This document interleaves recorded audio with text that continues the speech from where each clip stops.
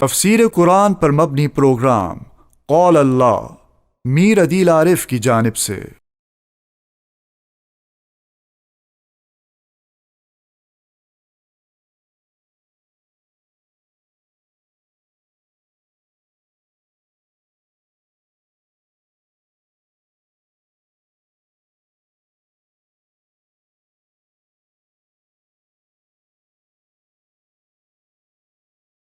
بسم اللہ الرحمن الرحیم۔ پروگرام قال اللہ میں آج ہم انشاءاللہ سورہ حجر کا چوتھا رکوع ترجمے اور تفسیر کے ساتھ پڑھیں گے۔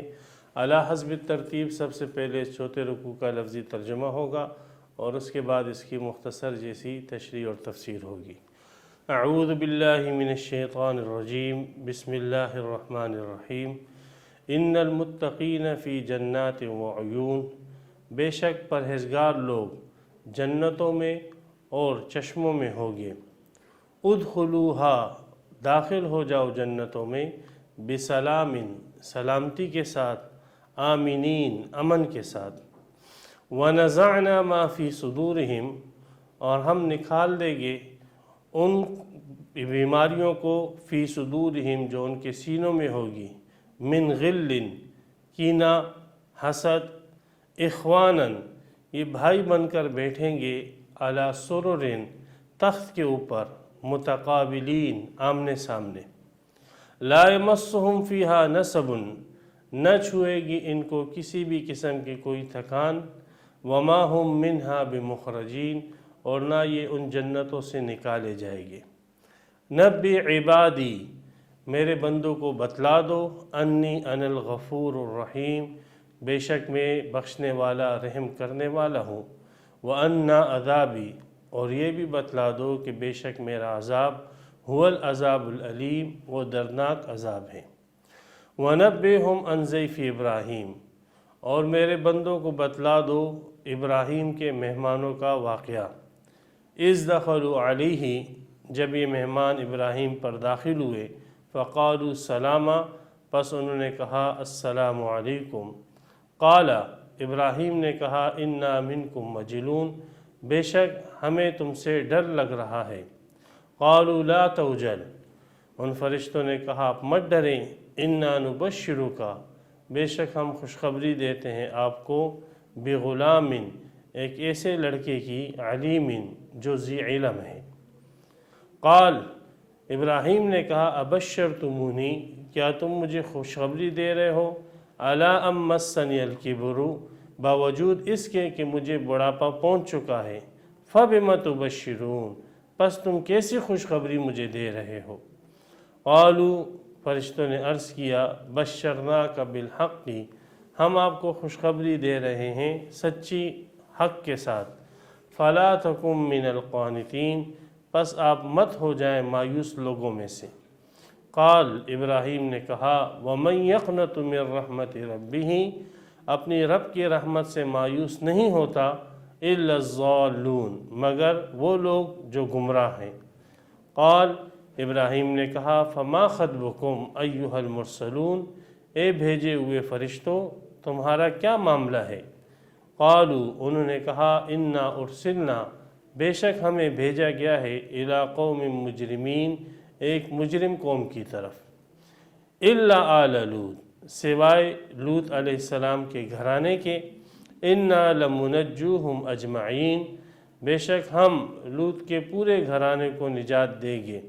الا امرأتہ، سوائے اس کی بیوی کے، قدرنا، ہم نے فیصلہ کر لیا کہ انہا لمن الغابرین، بے شک وہ پیچھے رہ جانے والوں میں سے ہوگی۔ یہاں پر سورہ حجر کا چوتھا رکوع مکمل ہوا اور اس کی 60 آیتیں تام ہوئیں۔ سورہ حجر کے چوتھے رکوع سے پہلے تیسرے رکوع میں اللہ سبحانہ وتعالی نے جہنم کا ذکر فرمایا تھا، اور فرمایا تھا کہ جہنم کے 7 دروازے ہیں، اور ہر دروازے کے لیے انسانوں میں سے ایک حصہ مقرر کیا گیا ہے۔ تو جب یہ آیت نازل ہوئی تو حضرت سلمان فارسی رضی اللہ تعالیٰ عنہ نے جب ان آیتوں کو سنا تو بڑے بدحواس ہو گئے، اور بدحواس ہو کر یہاں وہاں پھرنے لگے۔ نبی اکرم صلی اللہ علیہ وسلم نے صحابہ سے پوچھا کہ سلمان نظر نہیں آ رہا، تو صحابہ نے عرض کیا رسول اللہ اس کے تو دماغ نے کام کرنا چھوڑ دیا ہے، وہ تو اتنا پریشان ہے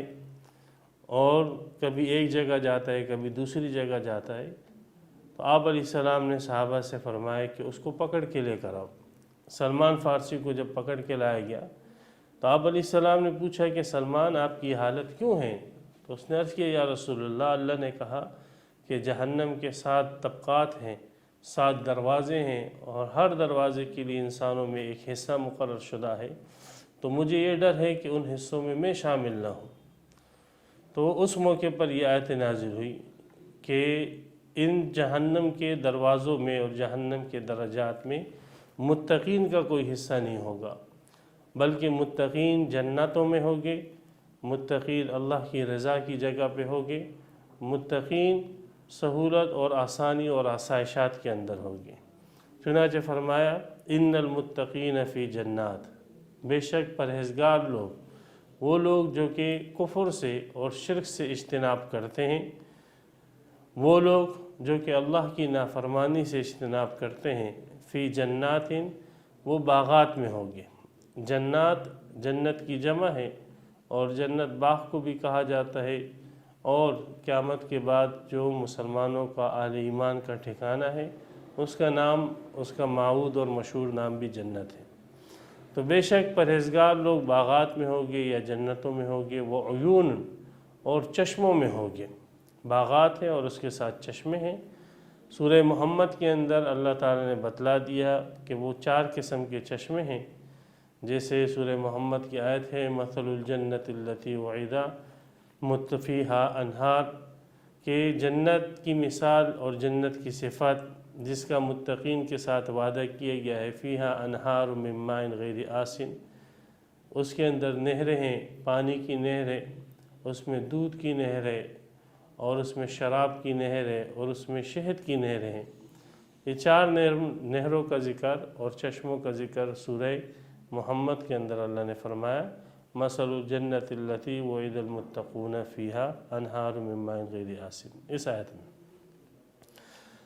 اگلی آیت میں ہے کہ ادخلوہا بسلام آمنین، داخل ہو جاؤ جنتوں میں سلامتی کے ساتھ، امن کے ساتھ۔ امام رازی رحمۃ اللہ علیہ نے اپنی تفسیر کبیر میں یہاں پر ایک سوال اٹھایا کہ یہ لوگ تو جنتوں میں موجود ہو گئے، جیسے پیچھے آیت میں اللہ نے بتلایا کہ متقی جنتوں میں ہیں، چشموں میں ہیں، تو وہ تو پہلے ہی سے آلریڈی جنتوں کے اندر موجود ہیں، تو پھر ان کو یہ کہنا کہ آپ جنتوں میں داخل ہو جاؤ، اس کا کیا مطلب؟ تو مفسرین حضرات نے اس کے متعدد جواب دیے ہیں، بس ایک جواب سن لیں کہ وہ یہ ہے کہ جنت میں داخل ہونا اس بات کو مستلزم نہیں ہے کہ انسان جو ہے تکلیف سے اور آفتوں سے محفوظ رہے۔ دیکھیں حضرت آدم علیہ السلام بھی جنت میں تھے، شیطان بھی جنت میں تھا،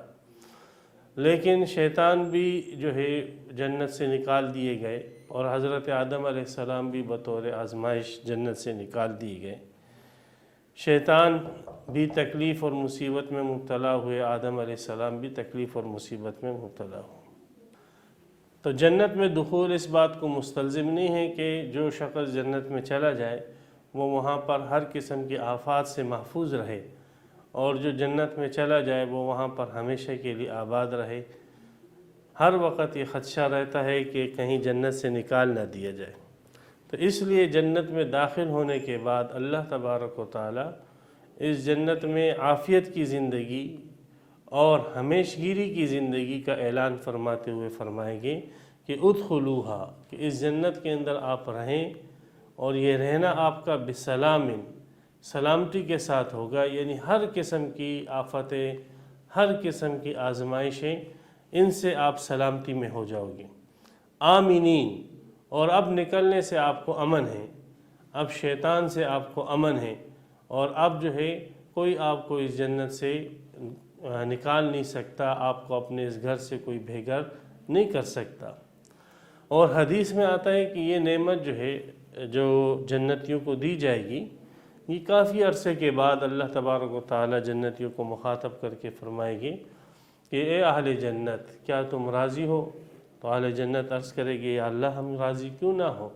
الم تبیض وجوہنا الم تدخلنا الجنت وتنجنا من النار، آپ نے ہمیں جنت میں داخل کیا، جہنم سے بچایا، ہمارے چہروں کو سفید کیا، ہر قسم کی نعمتیں دی، تو ہم راضی کیوں نہ ہو؟ تو ہر قسم کی نعمتیں تو آپ نے ہمیں دے دی ہیں،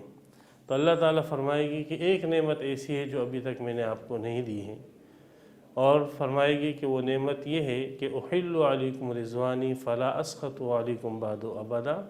آج میں اپنی رضامندی کی سند آپ کو دیتا ہوں اور آج کے بعد میں کبھی بھی تم سے ناراض نہ ہوں گا۔ تو یہ جو رضامندی کی سند جنتیوں کو ملے گی یہ کافی عرصے کے بعد ملے گی، اور یہ رضامندی کی سند یہ پھر جنتیوں کو ہر قسم کی بلیات، آفات اور مصائب سے امن دے دے گی، اور یہ رضامندی کی جو سند ہے یہ جنت سے نکلنے سے بھی پھر امن دے دے گی۔ چنانکہ اسی جو ہے سلامتی اور امن کی جب نوید سنائی جائے گی تو اس کا اثر یہ ہوگا کہ ان کے دلوں میں جتنے بھی دنیا کے اندر ایک دوسرے کی کینے بھرے ہوئے ہوتے ہیں وہ کینے ایک دوسرے سے دلوں سے نکل جائے گی۔ اللہ تعالیٰ فرماتے ہیں وَنَزَعْنَا مَا فِي صُدُورِهِم مِّن غِلٍّ، اور ہم نکال دیں گے ان تمام بیماریوں کو جو ان کے سینوں میں ہے، من غل، کینے میں سے۔ غل حقد کو کہتے ہیں، کینے کو کہتے ہیں، بغض کو کہتے ہیں۔ تو مسلمانوں کے جو آپس میں بھائی بھائی ساتھ رہتے ہیں اور دوست دوست رہتے ہیں، محلے والے، تو ایک ساتھ جب انسان رہتے ہیں تو باہمی مناقشت اور جھگڑے اور اختلافات پیدا ہو جاتے ہیں۔ دونوں طرف اہل ایمان ہوتے ہیں اور مسلمان ہوتے ہیں، لیکن ایک دوسرے کے دلوں میں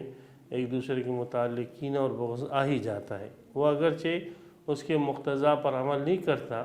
لیکن پھر بھی دلوں کے اندر کینہ جو ہے وہ موجود رہتا ہے۔ تو اللہ تعالیٰ فرمائے گی کہ یہ جو جنت ہے اس کے اندر سلامتی ملے گی، ہر قسم کی آفات سے نکلنے سے امن مل جائے گا، اور دلوں کے اندر جو ایک دوسرے سے بغض اور نفرت اور کینے بھرے ہوئے ہوگے وہ کینے بھی اللہ تبارک و تعالی جنت میں اہل ایمان کے دلوں سے نکال دے گی۔ اخواناً، اب ان کی کیفیت یہ ہو جائے گی اہل جنت کی کہ وہ سارے کے سارے آپس میں بھائی بن جائے گے۔ علی سرر، سرر یہ سریر کی جمع ہے، اور سریر جو ہے تخت کو کہتے ہیں جس کے اوپر بادشاہ بیٹھا کرتے تھے۔ تو یہ جنتی جو ہے صاف سینوں کے ساتھ آپس میں بھائی بن کر تخت کے اوپر بیٹھے ہوگے، ہر ایک جنتی کا اپنا تخت ہوگا، اور متقابلین ایک دوسرے کے آمنے سامنے ہوگی۔ ان تختوں کی قرآن مجید کے اندر متعدد صفات ذکر کی گئی ہیں۔ ایک جگہ ان تختوں کی صفت آئی ہے کہ سرر موزونہ، موزونہ کہتے ہیں کہ وہ چارپائی اور وہ تخت کہ جس کا بان سونے کا ہو، جس کے دھاگے جو ہے وہ سونے کے ہو، جو سونے سے جو ہے بنایا گیا تخت ہو، اس کو موزونہ کہتے ہیں۔ ایک جگہ اس سرر کی اور ایک تخت کی صفت آئی ہے مرفوعہ،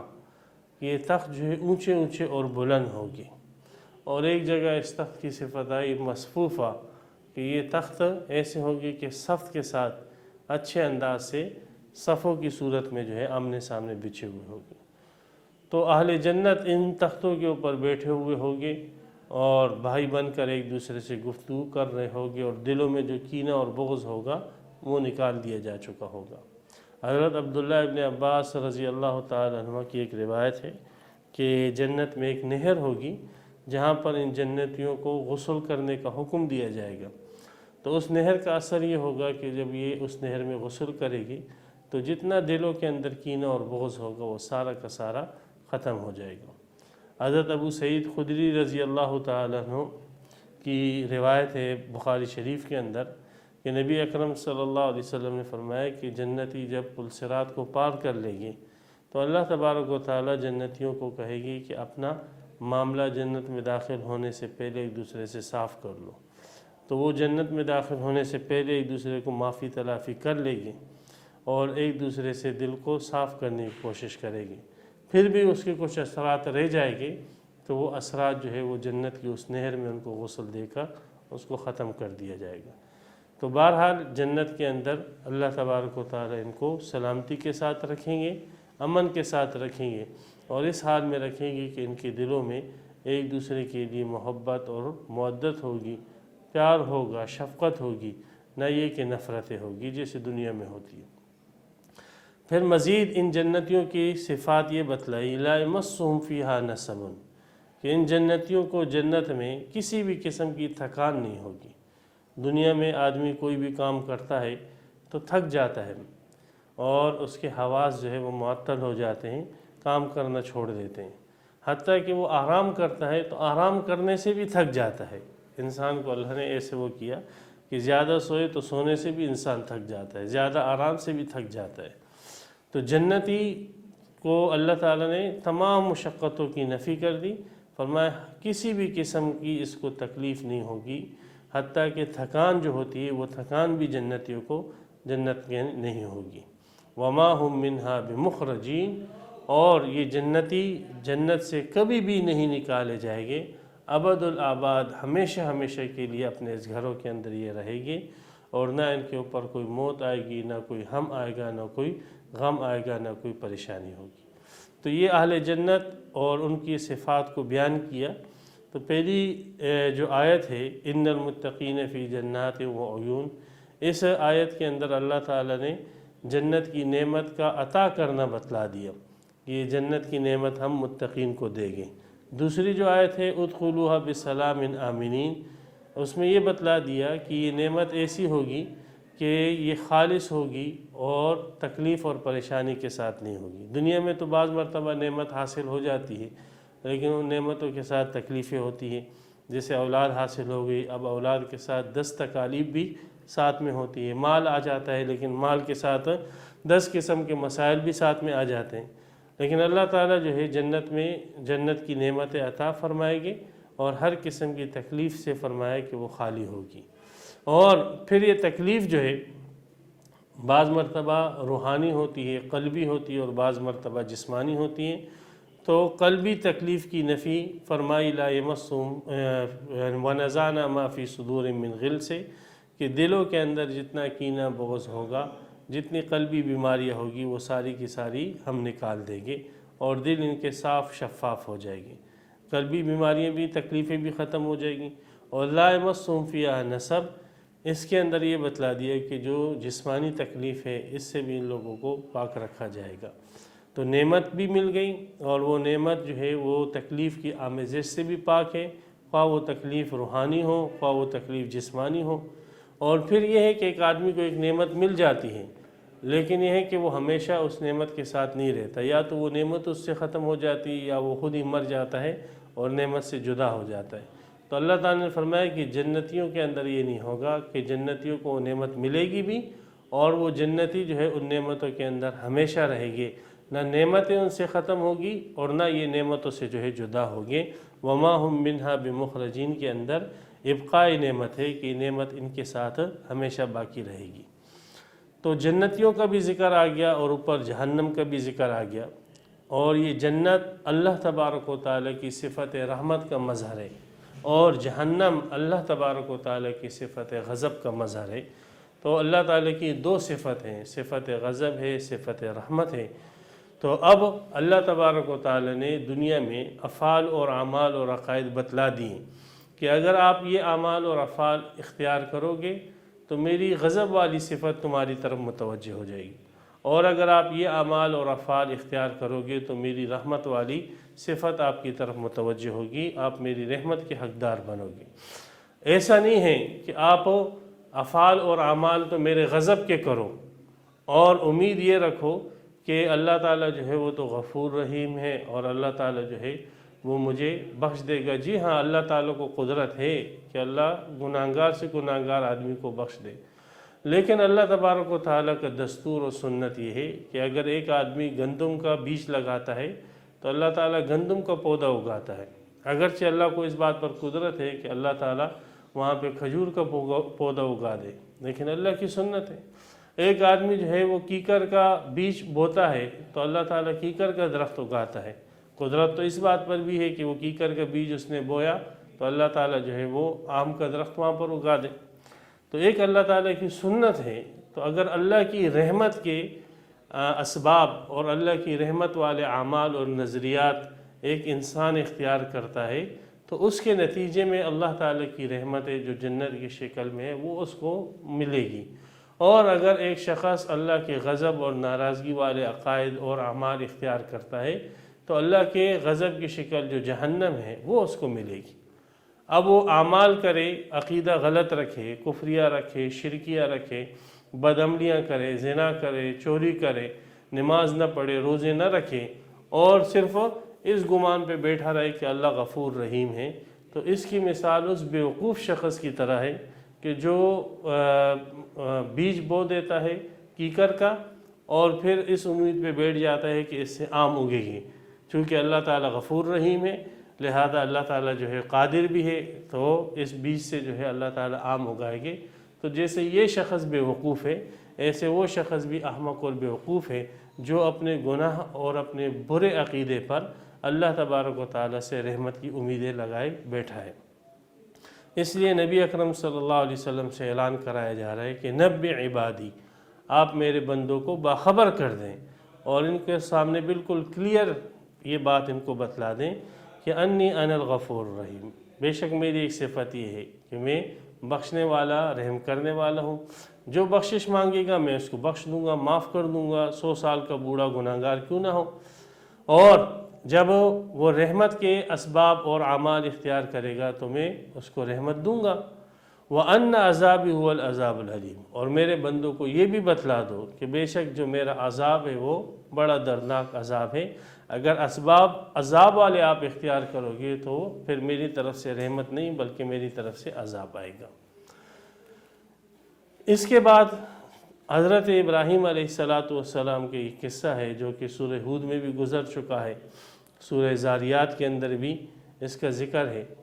حضرت ابراہیم علیہ السلام کے پاس یہ فرشتے حضرت جبرائیل، میکائیل، اسرافیل اور رافیل، یہ 4 فرشتے حضرت ابراہیم علیہ السلام کے پاس مہمانوں کی شکل میں آئے۔ تو حضرت ابراہیم علیہ السلام یہ سمجھے کہ یہ مہمان ہے اور فوراً اس کے لیے بچھڑے وغیرہ کا انتظام کیا، کھانے کا انتظام کیا اور کھانا تیار کر کے ان کے سامنے رکھ دیا۔ لیکن وہ کھانا نہیں کھا رہے اس لیے کہ وہ فرشتے تھے۔ فرشتوں نے صورت اگرچہ انسانوں کی اختیار کر لی لیکن ان کی حقیقت تو اندر سے تبدیل نہیں ہوتی ہے، حقیقت تو وہی نور کی رہتی ہے۔ وہ کھانا نہیں کھاتے تھے اور نہ کھانا کھا سکتے تھے۔ تو حضرت ابراہیم علیہ السلام نے جب دیکھا کہ یہ لوگ کھانا نہیں کھا رہے ہیں تو ابراہیم علیہ السلام ان سے ڈر گئے کہ کہیں یہ مجھے ضرر پہنچانے تو نہیں آئے، اس لیے کہ اس علاقے کے اندر یہ بات مروج تھی کہ اگر کوئی شخص کسی کے ہاں کھانا کھا لیتا یا پانی پی لیتا تو پھر اس گھر والے کو وہ کسی قسم کا نقصان نہیں پہنچاتا، اور اگر وہاں پر کھانا پینا نہیں کرتا تو پھر وہ اس علاقے والوں کو اور اس گھر والوں کو نقصان پہنچاتا تھا۔ تو ابراہیم علیہ السلام نے جب دیکھا یہ کھا پی نہیں رہے تو شاید یہ نقصان پہنچانے کے ارادے سے آئے ہیں تو ابراہیم علیہ السلام ڈر گئے۔ تو یہاں پر قصے میں اجمال ہے، مختصر کر کے بیان کیا گیا ہے، اس لیے کہ تفصیل اس کی سورہ ہود کے اندر آ چکی ہے۔ تو اس دخلوا علیہ، جب فرشتے اس پر داخل ہوئے،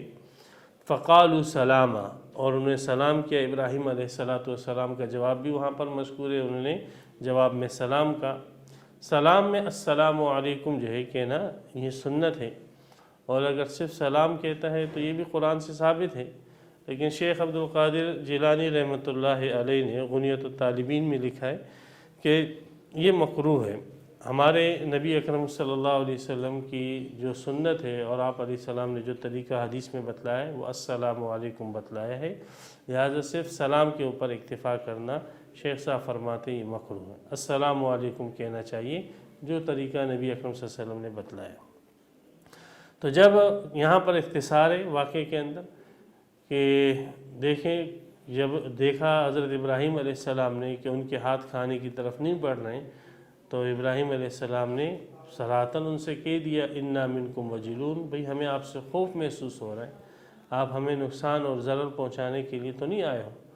تو فرشتوں نے عرض کیا لا توجل، آپ مت ڈریں، انا نبشرک بغلام علیم،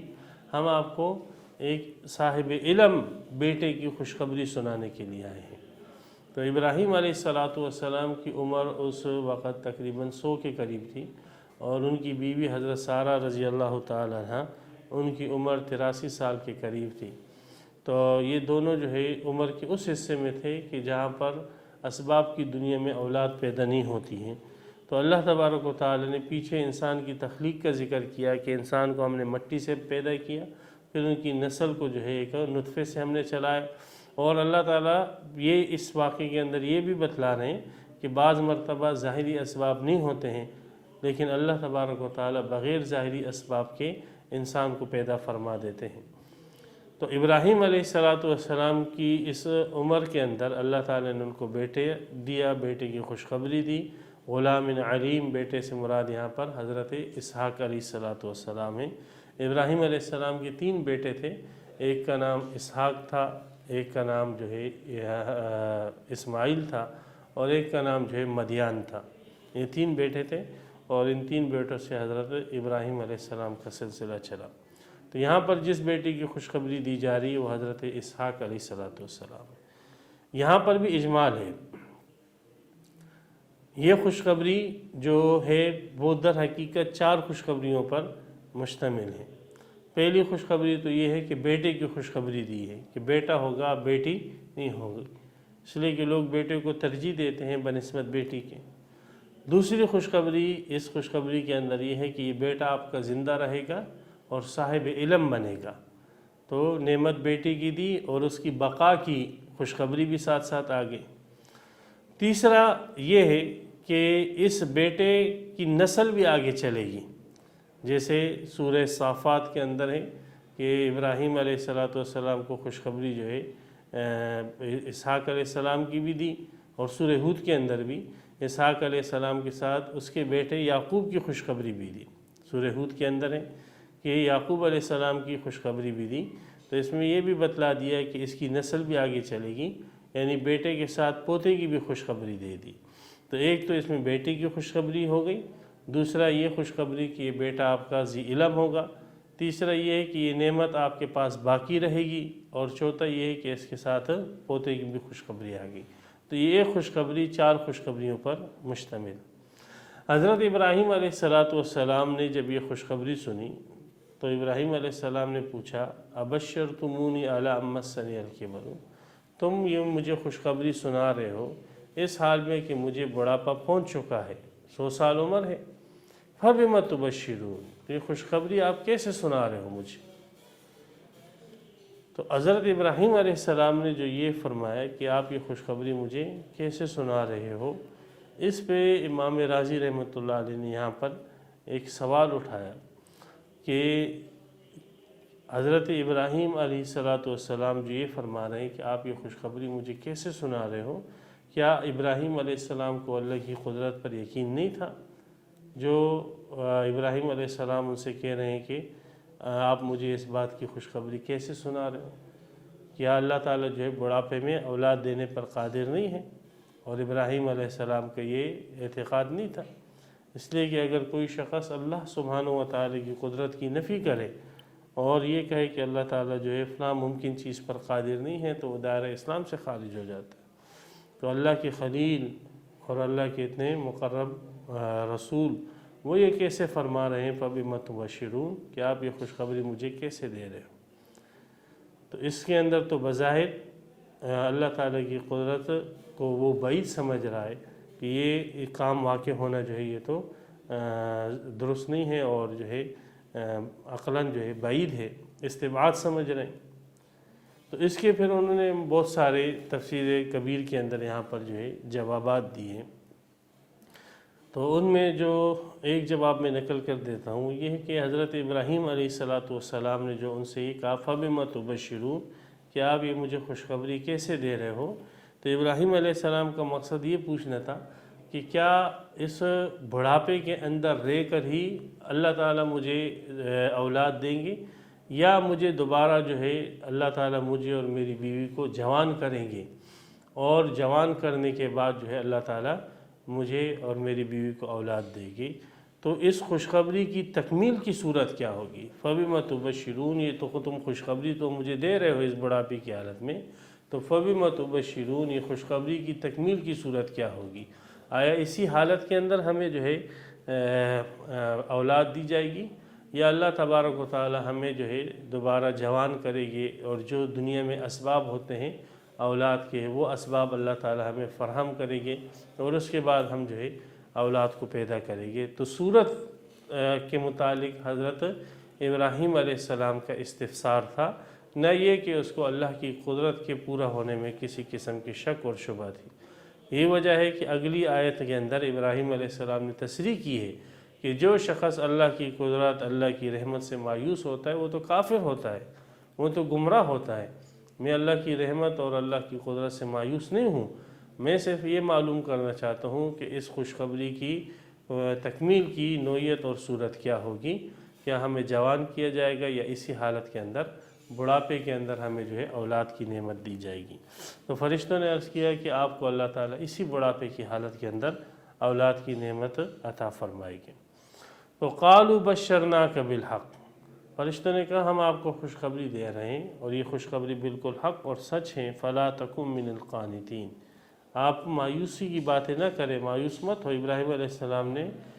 ڈانٹا ان کو کہ آپ یہ کیسے کہہ رہے ہو کہ مایوس لوگوں میں سے مت ہو جائے، مایوسی تو کفر ہے۔ فرمایا وَمَن يَقْنَطُ مِن رَحْمَتِ رَبِّهِ إِلَّا الضَّالُّونَ، اللہ کی اپنے رب کی رحمت سے مایوس تو وہی شخص ہوتا ہے جو گمراہ ہوتا ہے، جو کافر ہوتا ہے۔ إِنَّهُ لَا يَيْأَسُ مِن رَّوْحِ اللَّهِ إِلَّا الْقَوْمُ الْكَافِرُونَ، سورہ یوسف میں۔ تو یہ تو کفر ہے، میں تو اپنے رب کی رحمت سے مایوس نہیں ہوں، میں تو صرف آپ لوگوں سے اس خوشخبری کی پورا کرنے کی صورت کے متعلق استفسار کر رہا ہوں۔ تو بہرحال یہ مکالمہ ان لوگوں کا ہوا آپس میں، اور اللہ تعالیٰ نے خوشخبری دی۔ حضرت سارہ کا رد عمل بھی اس پر سورہ ہود کے اندر ہے کہ انہوں نے کہا کہ اس بڑھاپے کے اندر اگر مجھے اولاد دی جا رہی ہے تو پھر لوگ جو ہے وہ ہنسیں گے کہ اتنی بوڑھی عورت ہے اور دیکھو بڑھاپے کے اندر اس نے بچہ پیدا کیا ہے، تو صورت یہ اگر ہو جائے تو بہتر ہے کہ جوانی دے دیجئے۔ تو اوپر سے حکم یہ آیا کہ نہیں، اسی بڑھاپے کے اندر اللہ دکھانا چاہتے ہیں کہ یہ ظاہری اسباب نہ ہوں، پھر بھی میں اولاد پیدا کرنے کے اوپر قادر ہوں۔ تو بہرحال تفصیل اس کی سورہ ہود کے اندر آ گئی۔ اب ابراہیم علیہ السلام کے ساتھ جب یہ مکالمہ ہو چکا، اولاد کی خوشخبری دے دی گئی، تو ابراہیم علیہ السلام سمجھ گئے کہ یہ فرشتے جو آئے ہیں، 4 فرشتے اور اتنے بڑے اور عظیم الشان فرشتے آئے ہیں، یہ محض اولاد کی خوشخبری دینے کے لیے نہیں آئے۔ اس لیے کہ اولاد کی خوشخبری دینی ہوتی تو صرف جبرائیل علیہ السلام آ جاتے کافی تھا، یہ 4 فرشتے آ رہے ہیں تو ضرورتاً یہ کسی مشن پر آئے ہیں۔ تو اس لیے حضرت ابراہیم علیہ السلام چونکہ اللہ کے خلیل تھے، انہوں نے نبوت کی معرفت کے ساتھ اور فراست کے ساتھ پہچان لیا کہ یہ خاص مقصد کے لیے آئے۔ تو پوچھا ان سے فما خطبکم ایھا المرسلون، تمہاری معاملہ کیا ہے، تم لوگ آئے کس لیے ہو، اے بھیجے ہوئے، اے فرستادہ، اے فرشتوں، تم جس مقصد کے لیے آئے وہ مقصد تمہارا کیا ہے؟ تو ان فرشتوں نے عرض کیا کہ ہم آئے ہیں اصل میں حضرت لوط علیہ السلام کی قوم کو تباہ کرنے کے لیے، اور ان کے اوپر اللہ کے عذاب کے فیصلے کو نافذ کرنے کے لیے ہم آئے ہیں، اور جتنی لوط علیہ السلام کی قوم ہوگی وہ سب کے سب غرق اور تباہ ہو جائے گی، سوائے لوط علیہ السلام کا گھرانہ کہ جس میں حضرت لوط علیہ السلام ہیں اور ان کی 2 بیٹیاں ہیں، وہ اس عذاب سے بچ جائے گی۔ باقی آل ٹو آل سارے کے سارے لوط علیہ السلام کی جو قوم ہیں، قوم صدوم، یہ ساری کی سارے جو ہے یہ تباہ و برباد ہو جائے گی۔ قالوا انا ارسلنا الی قوم مجرمین، تو ان لوگوں کے اندر مشہور ہے، جیسے کہیں متعدد جگہوں پر اللہ تعالیٰ نے بیان فرمایا، ہم جنس پرستی کی صفت اور لعنت ان لوگوں کے اندر مروج تھی، اور اس بنیاد پر جو ہے اس بنا پر یہ لوگ اللہ تبارک و تعالیٰ کے عذاب کا شکار ہوں۔ تو ہم ایک مجرم قوم کی طرف بھیجے گئے ہیں اور ہم ان سب کو تباہ و برباد کر دیں گے، الا آل لوط، سوائے آل لوط کے۔ یہاں پہ آل لوط کا اطلاق جو ہے وہ حضرت لوط علیہ السلام کی 2 بیٹیوں پر اور اس کی گھر والی پر ہوں، ان کی استثناء کر دی۔ پھر اس آل لوط میں سے حضرت لوط علیہ السلام کی بیوی کی بھی استثناء کر دی کہ لوط علیہ السلام کے گھرانہ جو ہے وہ عذاب سے بچ جائے گا، ہاں اس گھرانے کے اندر جو لوط علیہ السلام کی بیوی ہے وہ اس عذاب سے نہیں بچے گی، اس لیے کہ لوط علیہ السلام کی بیوی کافرہ تھی اور اپنی قوم کے اس فعل پر راضی تھی، تو لوط علیہ السلام کی بیوی بھی اس عذاب کے اندر مبتلا ہوگی، جیسے سورہ ہود کے اندر تفصیل گزر چکی۔ تو فرمایا ان سب کو ہم جو ہے گھرانے لوط کو ہم نجات دے دیں گے، اِنَّا لَمُنَجُّوهُمْ اجمعین، ہم ان سب کو نجات دے دیں گے، اِلَّا امْرَأَتَهُ، سوائے لوط علیہ السلام کی بیوی کی۔ تفسیر بغوی میں لکھا ہے کہ اس کی بیوی کا نام واحلہ تھا، تو یہ واحلہ جو ہے یہ اس عذاب کے اندر مبتلا ہوگی بوجہ اس کے کہ یہ کافرہ بھی تھی، سورہ تحریم کے آخر میں اس کا ذکر بھی ہے، کافرہ بھی تھی، اور دوسرا یہ کہ قوم کے اس فعل پر یہ خوش اور راضی بھی تھی۔ تو اس کی گھرانہ جو ہے لوط علیہ السلام کا وہ اس عذاب سے بچ جائے گا سوائے اس کی گھر والی کے، قدرنا، اور اللہ تبارک و تعالیٰ فرماتے یہ ہم نے فیصلہ کر لیا ہے۔ یہ قدرنا یہ قول ہے اللہ تبارک و تعالیٰ کا کہ ہم نے یہ فیصلہ کر لیا ہے، یہ تقدیر مبرم ہے، اس کے اندر کسی قسم کی کوئی تبدیلی نہیں ہونی ہے۔ یہ اس لیے کہا جا رہا ہے کہ سورہ ہود میں ہے کہ حضرت ابراہیم علیہ السلام نے ان فرشتوں کے ساتھ بحث و مباحثہ شروع کر دیا اور کہا کہ ان قوم لوط کی نجات کے لیے کوئی نہ کوئی راستہ جو ہے نکال لیں، اور کہا اللہ تبارک و تعالیٰ سے کہ اگر اس قوم کے اندر 5 افراد بھی ایسے ہوں جو اہل ایمان ہو تو کیا آپ ان کے اوپر عذاب نازل کرو گے؟ تو اللہ تعالیٰ نے فرمایا اگر آپ ہمیں 5 افراد ان میں سے اہل ایمان دے دو تو ہم اس قوم کے اوپر عذاب نازل نہیں فرمائیں گے، لیکن ان میں 5 افراد بھی نہیں تھے اس قوم کے اندر جو اہل ایمان ہوتے، تو وہ بحث و مباحثہ وہاں پہ تفصیل کے ساتھ سورہ ہود کے اندر آ چکا ہے۔ تو اللہ تبارک و تعالیٰ یہاں پہ اختصار ہے، تو یہ فرمایا کہ اے ابراہیم آپ ان بحث مباحثوں کو چھوڑ دو، قدرنا یہ ہم فیصلہ کر چکے ہیں، یہ تقدیر معلق نہیں ہے، یہ تقدیر مبرم ہے، انہا لمن الغابرین، اور فیصلہ ہو چکا ہے کہ لوط علیہ السلام کی بیوی وہ پیچھے رہ جانے والوں میں سے ہے اور یہ بھی عذاب کے اندر مبتلا ہوگی۔ تو یہاں پر سورہ حجر کا 4واں رکوع وہ مکمل ہوا اور اس کا ترجمہ جو ہے یہاں پر مکمل ہوا۔ اللہ تبارک و تعالی ہمیں قرآن مجید کی صحیح سمجھ، فہم اور اس پر عمل کرنے کی توفیق عطا فرمائے۔ وآخر دعوانا الحمدللہ رب العالمین۔ تفسیر قرآن پر مبنی پروگرام قول اللہ میر عدیل عارف کی جانب سے